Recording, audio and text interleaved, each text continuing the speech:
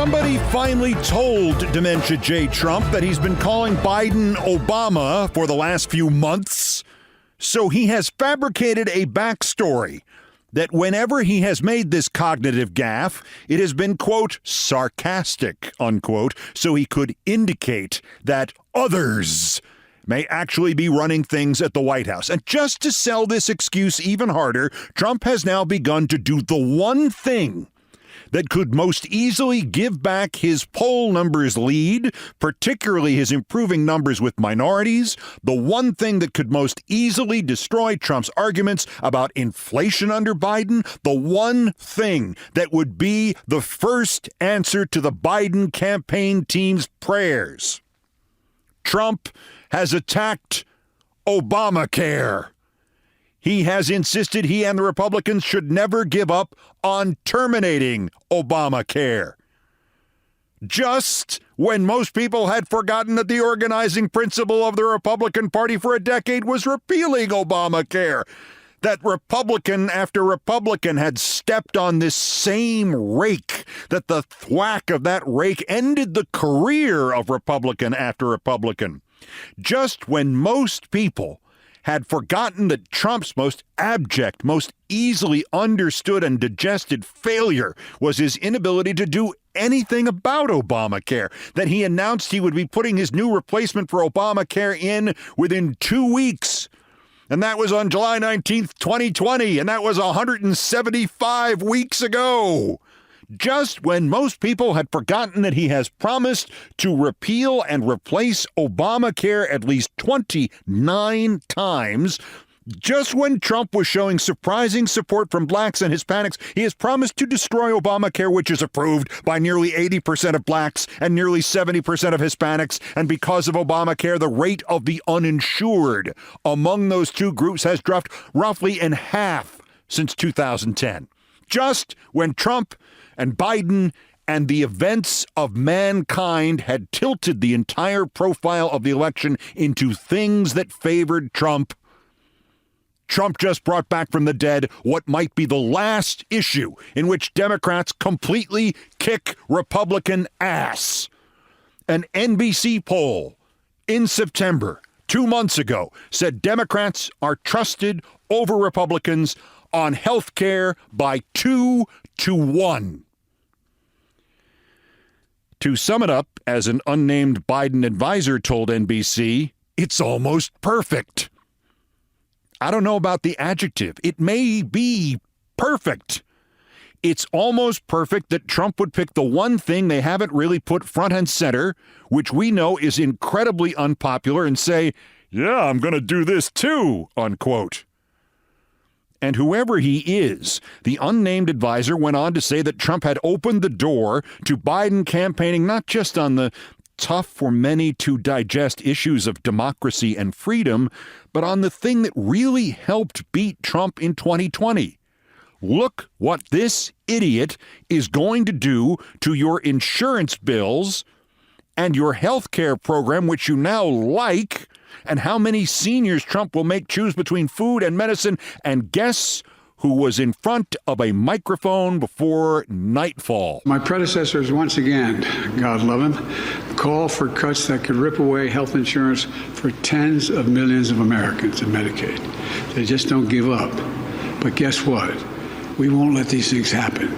And Dementia J did all that to try to cover up the fact that he, as our British cousins would say, is going potty.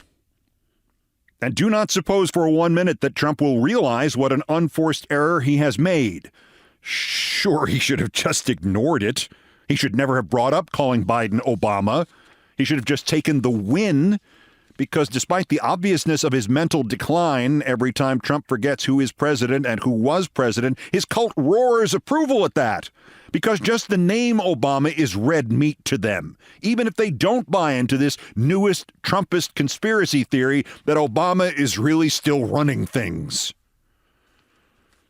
But of course, for Trump to ignore that is like asking him to ignore the P-tape, which he also can't do, which he also brought up again in the last 2 weeks, twice, which he also crossed the protesteth too much line about 7 years ago.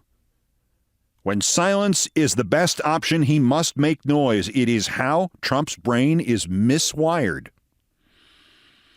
And so we have all this, reminding anybody who didn't notice that he has been calling Biden Obama, digging up the plague-packed cadaver of an Obamacare repeal and tying it around not only his own neck, but the neck of every Republican in the country, and now starting up this Obama is actually president conspiracy.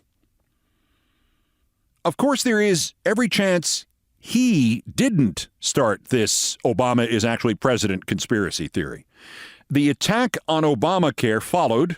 Indeed, the post included a screenshot from another moronic editorial from the Wall Street Journal, the Murdoch Wall Street Journal.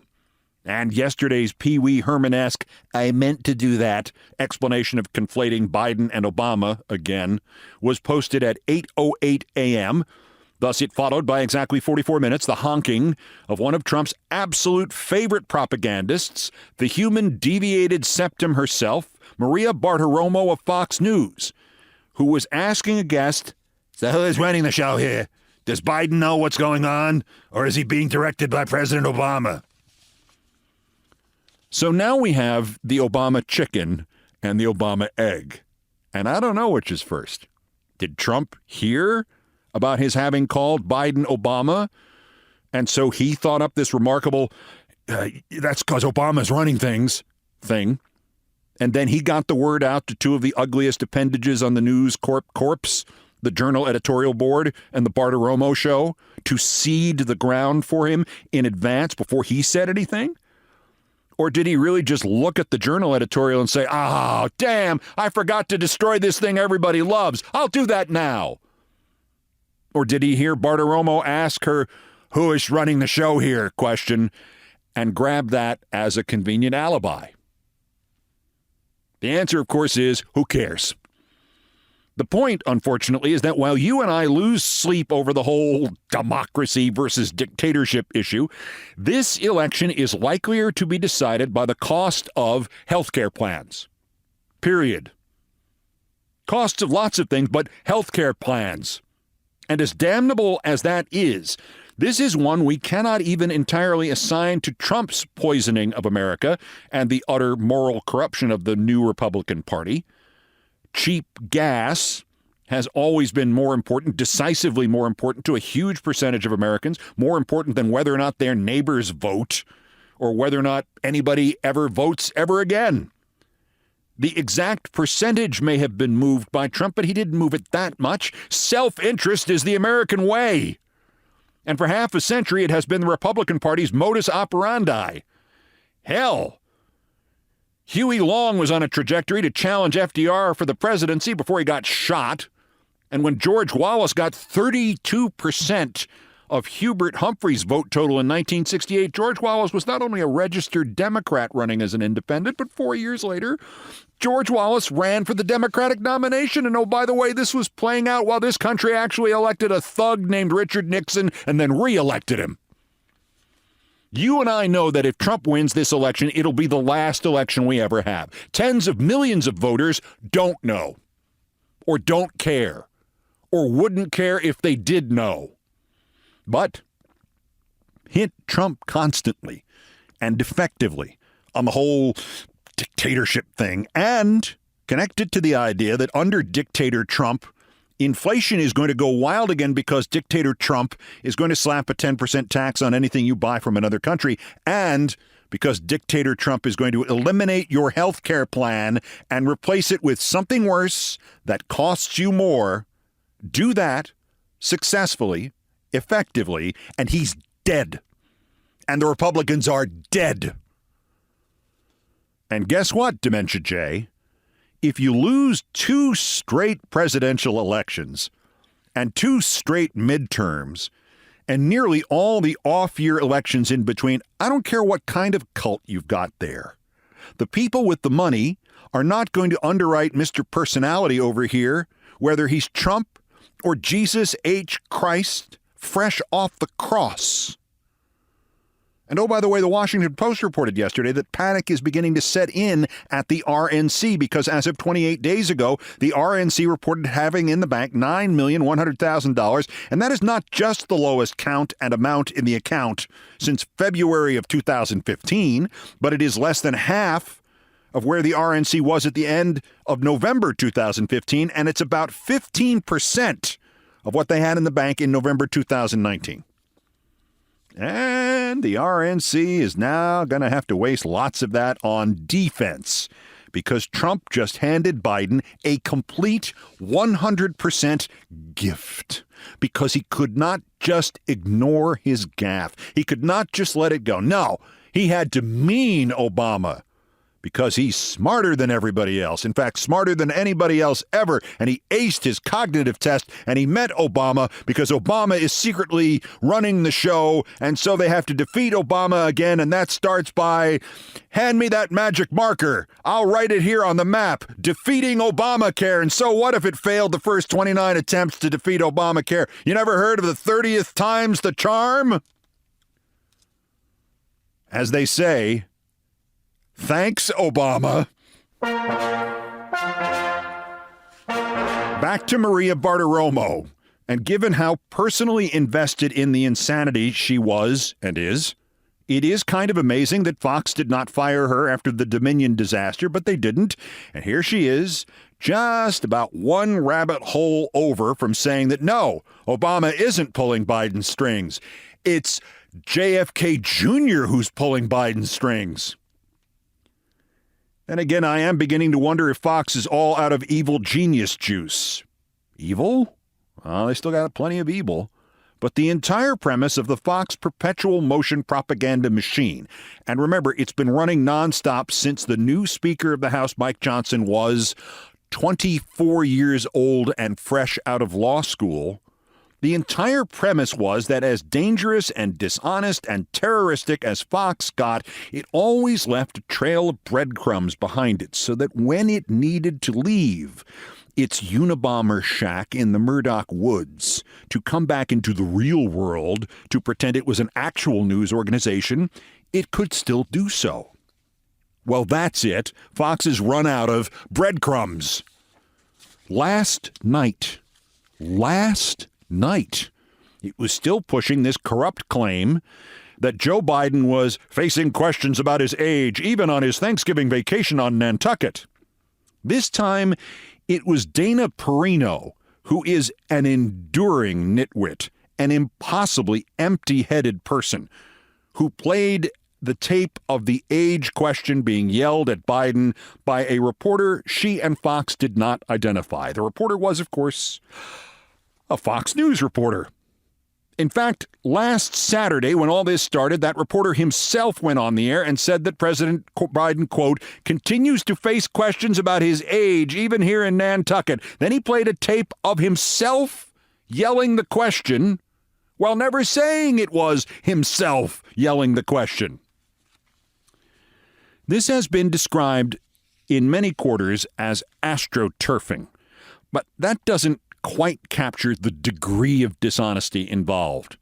I was immediately sent back into the original Manchurian Candidate movie when Senator Iceland complains that his wife keeps changing the figures on him about how many communists he's supposed to claim are in the State Department, and she says that the confusion over how many is the point. As Angela Lansbury delivers the line impeccably, are they saying, are there any communists in the Defense Department? No, of course not. They're saying, how many communists are there in the Defense Department? The premise here is that the Fox reporter, Lucas Tomlinson, who came to the network direct from the military and has no other training, well, there's another Manchurian Candidate plot point. He could have really shouted anything. And without having personal ethics, without having producers who have personal ethics, and without management with personal ethics, they're Murdochs. He could have reported, Biden faces questions about being from Mars. Biden faces questions about really being Obama. And of course, You could get to the tertiary stage of this self-inflating corruption. You could do the same thing to Trump and shout at Trump, "Hey, you keep praising Chinese President Xi. Are you on the payroll of the Chinese Communist Party, Mr. Trump?" And then you could report, "Trump continues to face questions about whether or not he's on the Chinese Communist payroll." And then if somebody complains about that report, you could then say, "Trump now raging at Chinese Communist questions." But even Fox wouldn't do that. Oh, sorry, they did.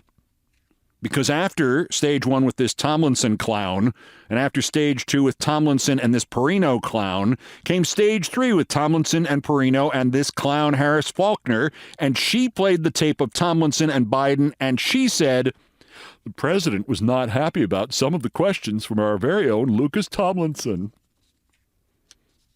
Well, at least they admitted he asked the question. Ordinarily, I would not suggest something this sleazy implies something collapsing inside the Fox power structure, but remember what this is on the heels of. If you will kindly cast your mind all the way back to last Wednesday and the disappointed Kiss fans in the airborne Bentley killing themselves on the bridge between America and Canada at Niagara Falls in a tragic but ultimately confirmatory example of the Charles Darwin Awards, or if it was not that, a reminder that you should never buy a car called the Bentley Flying Spur. In other words, this was an accident, unless you were watching Fox, in which it was a confirmed terrorist attack, according to Ace reporter Alexis McAdams. And that led to the vehicle containing a lot of explosives, according to Ace reporter Alexis McAdams. And that led to a hunt for a second terrorist car. And that led to the conclusion that it was Islamic terrorists. And that led to the conclusion that it was Hamas. And that led to the end of the career of a man whose news training consisted literally of being a Canadian VJ on a channel called Much Music, John Roberts.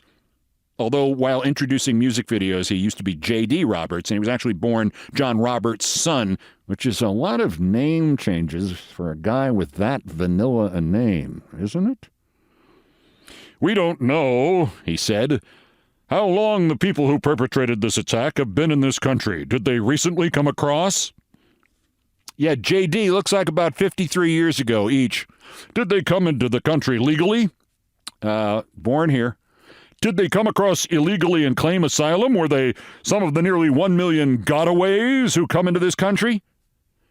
Sure ask a lot of questions about immigration from somebody who moved here from Canada.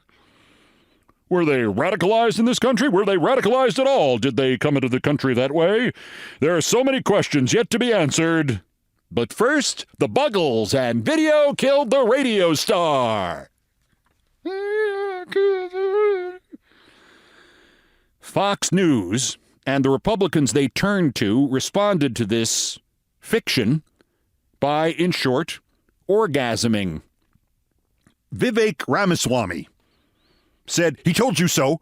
He told you terrorists were coming in through the northern border, and anybody who didn't agree with him was a clown."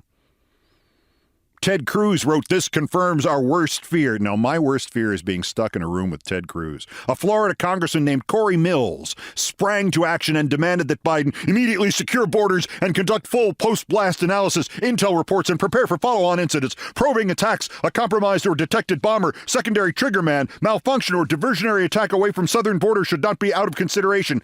And his tweet is still live. A, because I think he should get himself checked for PTSD, and B, because Republicans want a terror attack in this country, as they have every day for the last 22 years, not just because they believe it will help them politically, as they have believed in the past, but because it confirms that their delusion about what the country is not a delusion, but is reality. And it ain't. And Fox never let go of this story. This reporter, I think now she's an ex-reporter, McAdams, has not been heard from since she tweeted at 5:57 p.m. the night of the accident. And it says she was tweeting from Manhattan, by the way. I don't think you'll ever see her again. But that night, Jason Chaffetz went on Fox and explained that the reason Fox had completely destroyed any remaining sliver of its own credibility was because people feel insecure about the borders because Biden. To which I would point out, because Fox keeps shouting at Biden and then reporting Biden can't escape media shouts. The next bloody day, even when there was a greater debris field inside Fox headquarters than on that bridge, a Fox fill-in anchor named Julie Banderas still insisted it could not have been an accident and said, quote, "It looks like an intentional act to me." You get the idea. I said this in February when Kevin McCarthy gave Tucker Carlson the January 6th video, and we saw how that worked out. Carlson got fired. McCarthy got fired. Yet the video, which showed nothing, has kept conspiracy theories alive on Fox and everywhere else. I said this first in February, and it is truer now even than it was then. We have to destroy Fox News. It is us, the United States of America, or them. The Democrats and the liberals and the media pressure groups and the boycotters and you and I, we should all make every noise we can to get DirecTV to stop carrying Fox News, and to get Verizon to stop carrying Fox News, and Comcast and Dish and Cox and every other satellite provider and every cable provider and every internet provider. The Democrats and the liberals and the media pressure groups and the boycotters and you and I, we have already been convicted of the crime of trying to silence Fox News. Well, let's get a little something for our money, huh? Let's move to silence an outrageous, un-American fifth column that is eating away at this nation's freedoms and its very viability. To say nothing of what it has done to millions of stupid Americans, hordes of Marjorie Taylor Greens out there, who literally do not know where they are at the moment and whose restoration to an IQ of double digits will cost us millions and billions of dollars. The right is, as ever, crying about being silenced because we had the nerve to say that wasn't a terrorist attack in Niagara Falls last week. So as the old cliche goes, let's give them something to cry about. Since 1998, literally months after I went from just doing sports into covering or also covering news and politics, I have been noting and commenting and shouting and yelling and screaming that Fox News was not only not news and should never be called news, but that it represented an ever-growing threat to the continuation of representative government in this country. It is in 2007 that I said that Al-Qaeda really hurt us, but not as much as Rupert Murdoch has hurt us. Fox News is worse than Al-Qaeda, worse for our society. It's as dangerous as the Ku Klux Klan ever was. Serious journalists, the kind that talk loudly in restaurants, dismissed my criticisms of 1998 and 2007 and 2016 and today as simple ratings ploys. They said I was just punching up at Bill O'Reilly. Actually, no, I wasn't. It was obvious then that Fox News was being used by the right wing in this country the way the Nazis used radio in Germany in the 1930s to change reality from stuff that actually happened to a narrative that left the population in a constant state of fear of outsiders and in a constant state of rage against democracy, liberals, minorities. It was worse than Al-Qaeda. Osama bin Laden killed thousands of us. The Murdochs have, in essence, killed the minds of tens of millions of us. In 2009, O'Reilly and Murdoch the Elder and Fox decided that I had to be silenced, so they attacked not me, not my boss, not my boss's boss, but the chairman of the multinational that owned all of us, the head of GE, a man named Jeff Immelt. I don't know how many times I have told this story before, and I will tell it again someday on this podcast in its full grisly detail. But in short, O'Reilly accused GE on the air of building parts used in roadside bombs that were in turn used to kill American servicemen in Iraq. He then had a camera crew chase Immelt around. He mentioned Immelt by name on the air. Immelt's mother was a viewer of Fox News and a fan of Bill O'Reilly, and she called her son and yelled at him, "Why are you building roadside bombs, sonny?" Immelt naturally kept a calm head befitting the man responsible for the 6th or 7th largest corporation in the world. And he immediately threatened the president of NBC that if his name was mentioned again on Fox News, he would immediately take MSNBC off the air and fire everybody connected with it because these are businessmen. And business is first, last, and everything in between, unless mommy calls. The next thing I knew, Roger Ailes was inside 30 Rock negotiating with Jeff Zucker over how MSNBC should be allowed to cover Fox and how Fox should be allowed to cover MSNBC. And even when an NBC executive boasted about this nefarious agreement to the New York Times, most of the American media did not notice that 2 of the 3 cable news outlets were colluding over how and how not to cover the news.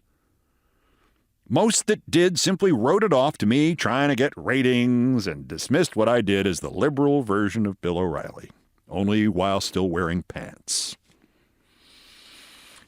Because whether it was or was not in 2013 or 2003 or as founding in 1996, Fox News is now a clear and present danger to the safety and security of the United States of America.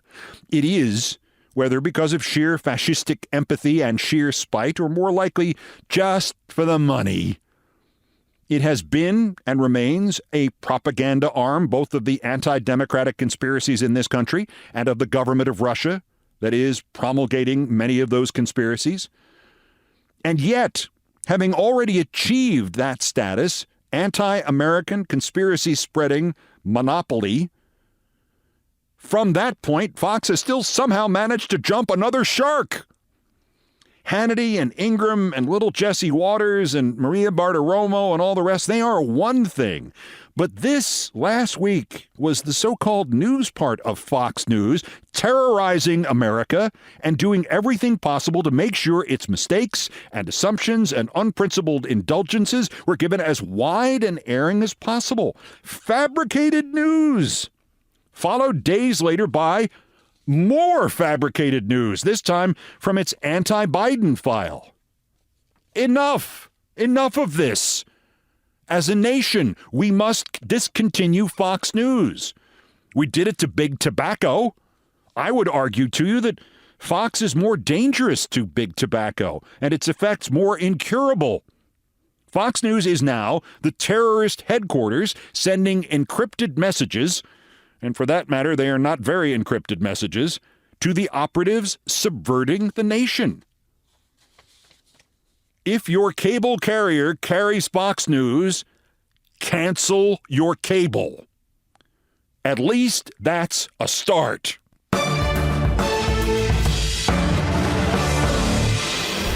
Also of interest here, Judge Chutkan slams the door in D.C. on Trump's pee-pee. Not on the tape, just on his pee-pee. That's next. This is Countdown. This is Countdown with Keith Olbermann.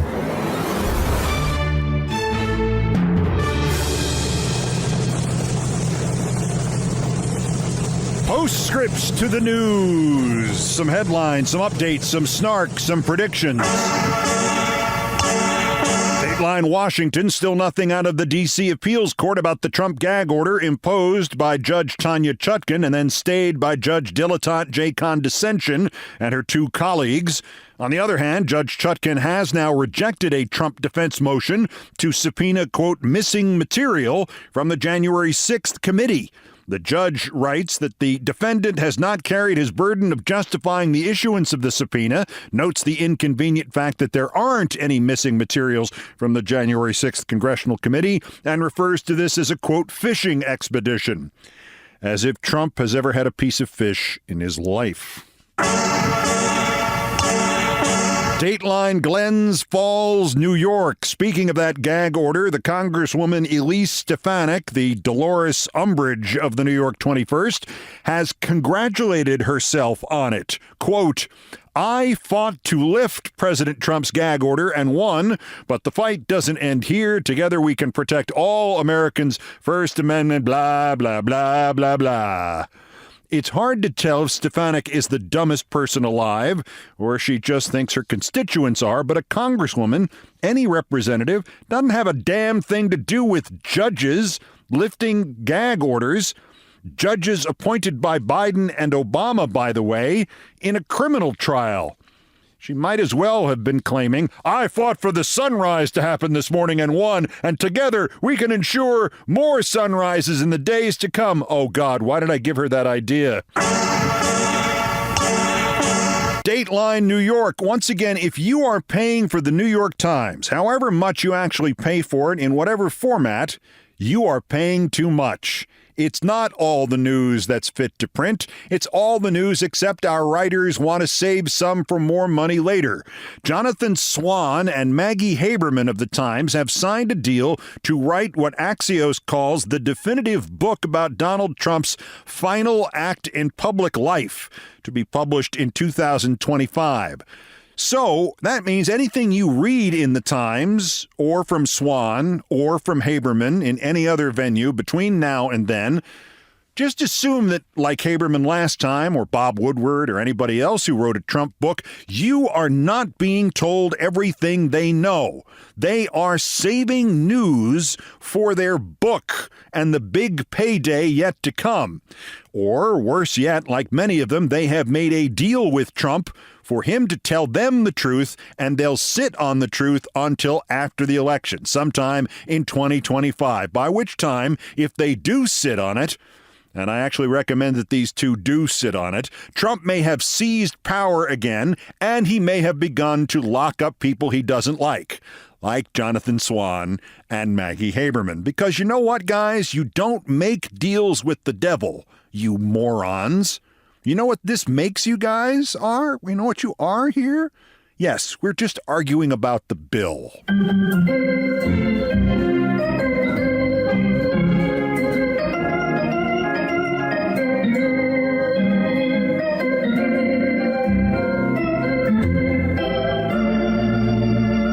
Thank you, Nancy Faust.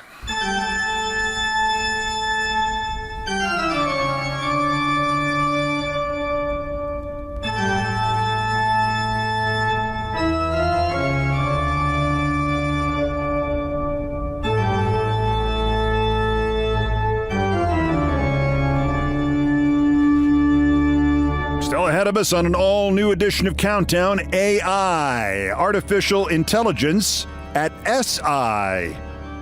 It has come for you, sports writers. At least some of the sports writers at the once great Sports Illustrated SI, they don't actually exist. This contrasts to my start in the business, when not only did we exist, but we were so competitive that the guy from my radio network's chief rival network would not help me save my own job. At the Olympics, when my bosses had gotten me drunk. Things I promised not to tell coming up. First time for the daily roundup of the miscreants, morons, and Dunning-Kruger effect specimens who constitute today's worst persons in the world. Worst, Charlie Hurt, Fox News contributor, the one with the high voice. His nickname is Butt Hurt. Fox has had a year-long fixation on the idea that Joe Biden and the liberals not only want to ban gas stoves, but are banning gas stoves and have already started to remove gas stoves from people's homes, none of which is true. Quoting Charlie Butt Hurt, they do want to take away the gas stoves, and in fact they are taking away the gas stoves because they hate us. They hate joyfulness. They hate pies, unquote. I thought, if, after 44 years in public life, there was one thing certain about me, universally agreed to by Americans of all creeds, races, ages, political persuasions, if they agreed on one thing, it was that clearly I love pies. Worser, former Speaker Kevin McCarthy, turns out he's not just a moron in the current moment, he's also a moron historically. McCarthy participated in one of the famous Oxford Union debates addressing whether American foreign policy has been a force for good or for evil in the world, and he answered for good, and jabbing a finger at the Englishman he said, and he posted this video to Twitter, and he's wearing a tux, and he sounds real sincere, quote, "Think for one moment. In every single war that America has fought, we have never asked for land afterward, except for enough to bury the Americans who gave the ultimate sacrifice for freedom," unquote. Except for after the Spanish-American War, when we took Puerto Rico from Spain and the Philippines, and Guam, and after the American Samoa Civil War. No, it wasn't American Samoa then. We took the land and made it American Samoa, and the Panama Canal Zone, which became our land till we gave it back. Even though we only backed the war there, we didn't even send anybody to fight. And of course, the Mexican War of 1848, in which we beat Mexico, and then literally we took half of Mexico's country, including all of California, which means that in that war that America fought, we literally asked for the land that became the 20th Congressional District of California, which Kevin McCarthy represents, and he doesn't even know its history, let alone the whole country's. We never asked for any land, except the state I come from. Duh. But our winners, the worst, the Oxford Union. I don't know when Kevin McCarthy spoke. He didn't say that in the video he posted, so proudly making an idiot out of himself. I think he might have spoken last Thursday or maybe the previous one, or who knows when, but in September, Lewis Wilson, the assistant to the president of the Oxford Union Society, and Disha Hegde, its president, invited me to participate in one of its Oxford Union debates with the question, "This House fears the return of Trump's America." We wrote back and forth about arrangements and logistics and speeches, or were they going to be ad-libs and transportations, and whether or not they'd take me on a tour of the campus there at Oxford. I called my dog sitter. I was ready to go. We arranged for it to be November 16th, the date they asked for. I planned my trip to England, and that was the last I heard from them. They never followed up. And I mean, it wasn't a big deal. Obviously, I could have done more about it in the last 2 months. But it became a big deal when I found out that one way or the other, they took Kevin McCarthy instead. Because they got McCarthy insisting America has never asked for land after a war except his own hometown and his own home congressional district instead of me. And what had struck me instantly when they told me what that question was, as the best possible way anybody could start their reply to the question, "This House fears the return of Trump's America," which would have been, "You fear the return of Trump's America." The Oxford Union Society. You got what you paid for. Today's worst persons in the world, Governor.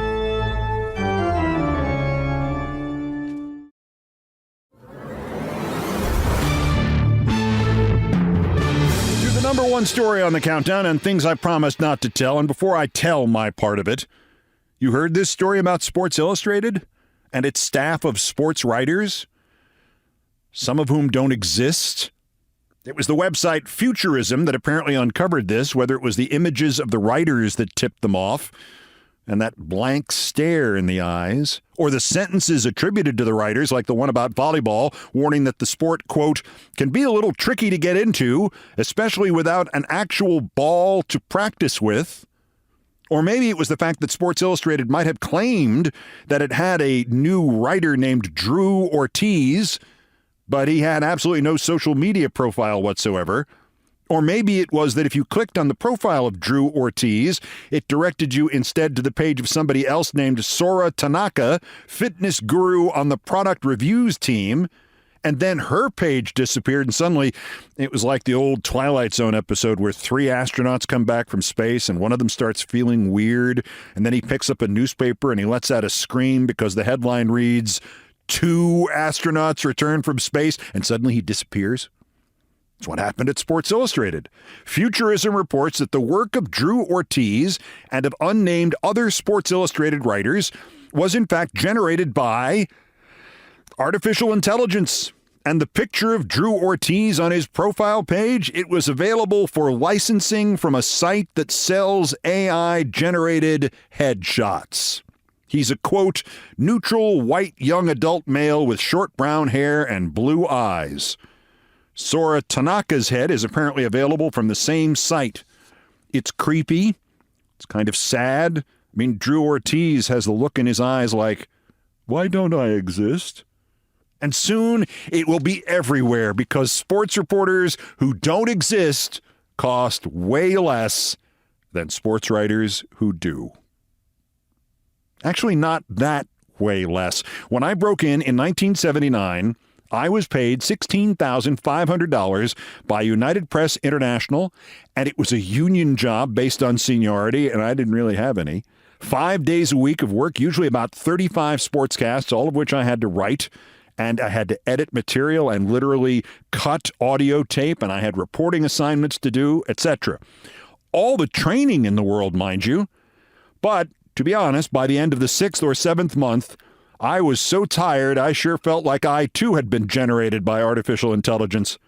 That's what I was thinking of when I read this story about Sports Illustrated. That and the fact that for 1 year in 1998, I wrote a weekly baseball column for Sports Illustrated, and the whole thing is very sad what has happened to that magazine.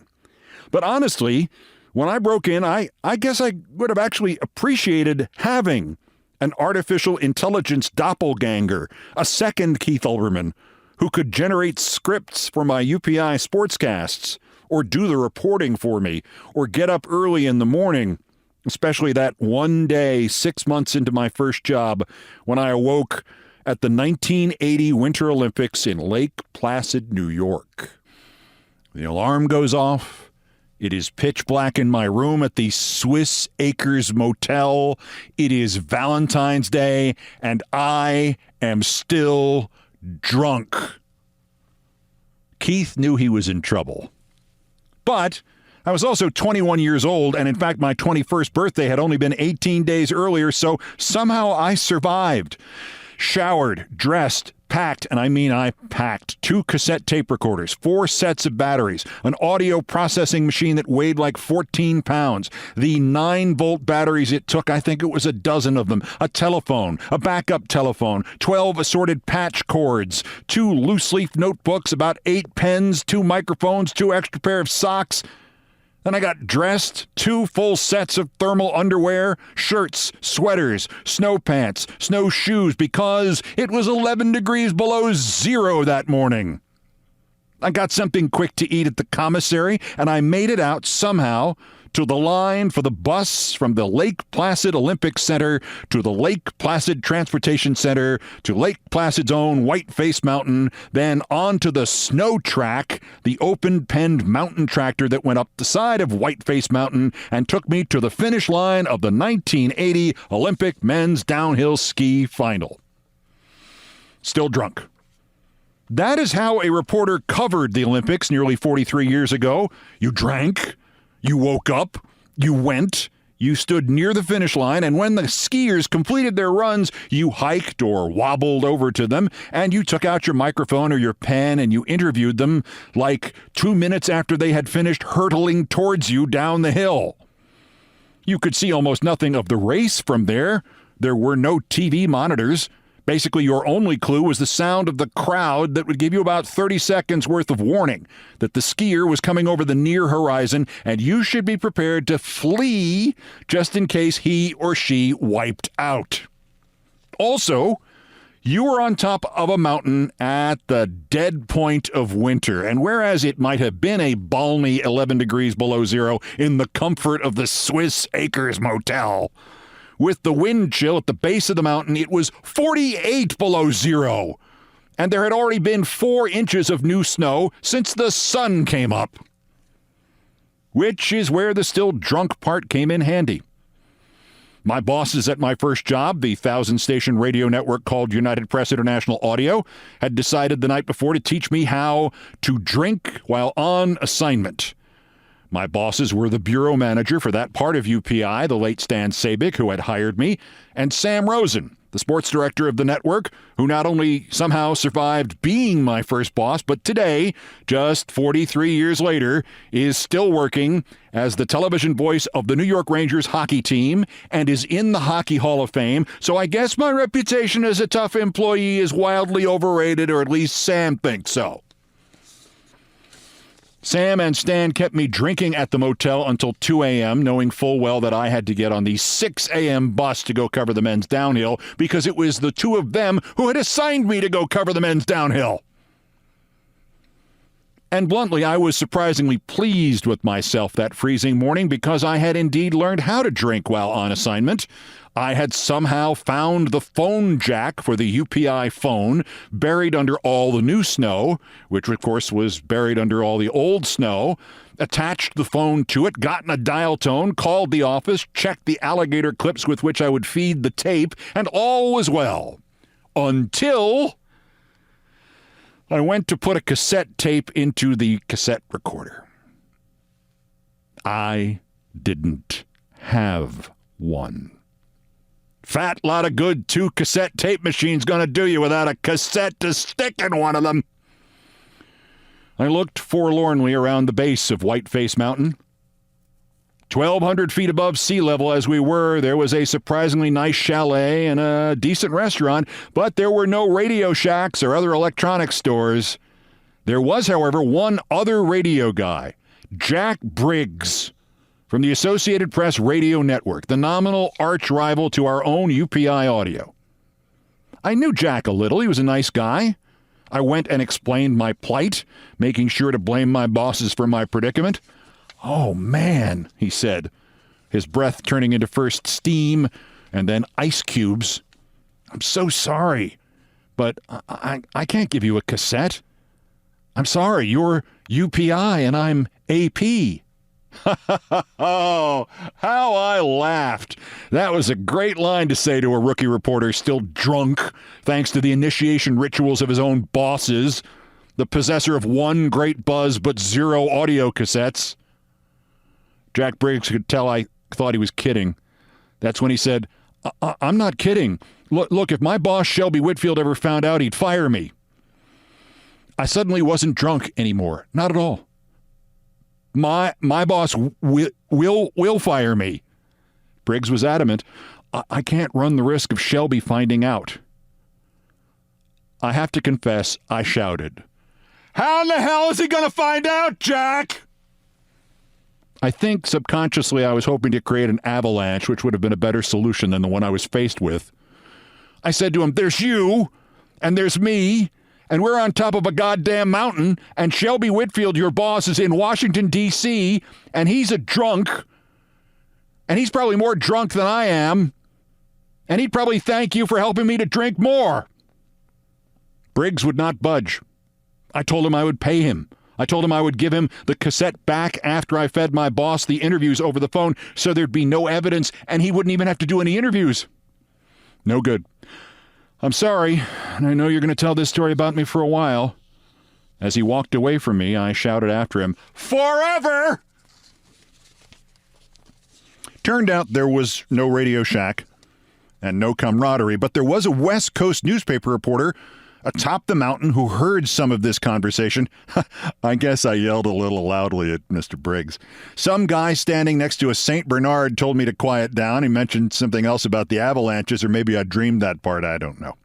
Anyway, the West Coast newspaper guy said he had a micro cassette machine and he would loan it to me and I could give it back to him at the media center that day or the next one. But I had to do him a favor because there was this really cute reporter in our UPI bureau and he really wanted to be introduced to her. And I said, "I can promise you nothing but a handshake." And he understood. And that's how I did not get fired.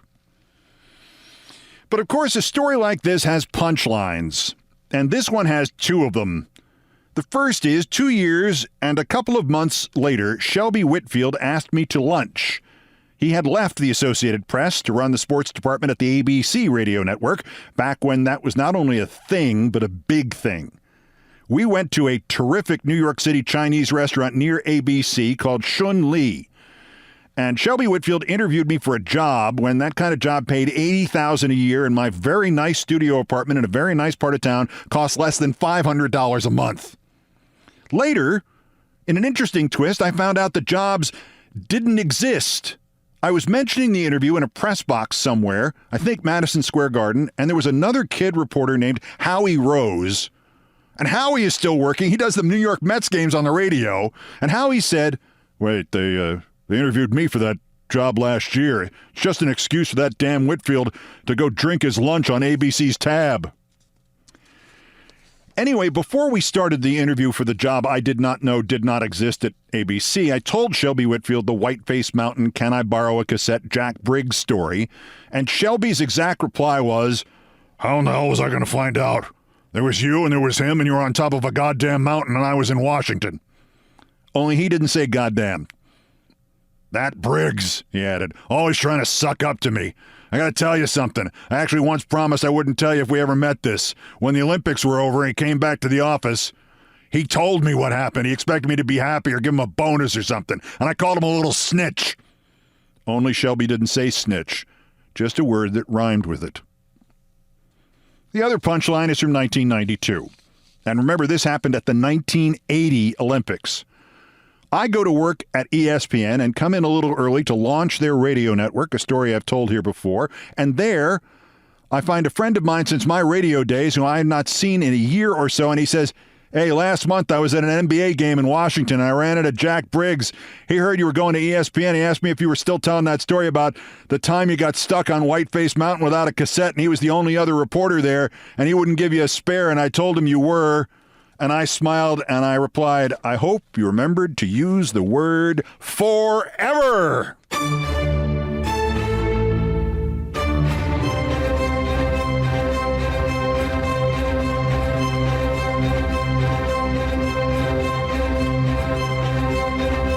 I've done all the damage I can do here. Thank you for listening. Countdown has come to you from the Vin Scully Studios at the Olbermann Broadcasting Empire headquarters in New York. Countdown musical directors Brian Ray and John Philip Chanel arranged, produced, and performed most of our music. Mr. Chanel handled orchestration and keyboards. Mr. Ray was on the guitars, bass, and drums, and it was produced by TKO Brothers. Other music, including other Beethoven songs, were arranged and performed by No Horns Allowed. Here's J.D. Roberts to introduce the latest Beethoven tune. The sports music is courtesy of ESPN Inc., and it was written by Mitch Warren Davis, and we call it the Olbermann theme from ESPN2. I mean, I know I don't really need to cast stones having come from a sports background, but I had trained in news before I went into sports. I had about 20 years of kind of practicing to do news before I did news. This guy was spinning discs one day and anchoring the news in Toronto the next. You thought the Canadians had standards. Where was I in the sign-off? Yes, the sports music, courtesy of ESPN Inc., written by Mitch Warren Davis, called the Olbermann theme. Our satirical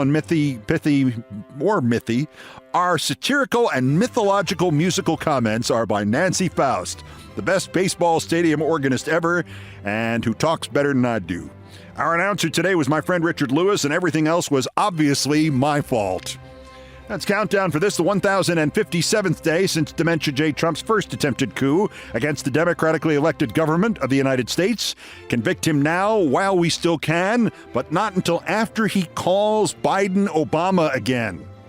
The next scheduled countdown is tomorrow. Bulletins as the news warrants. Till then, I'm Keith Olbermann. Good morning, good afternoon, good night, and good luck.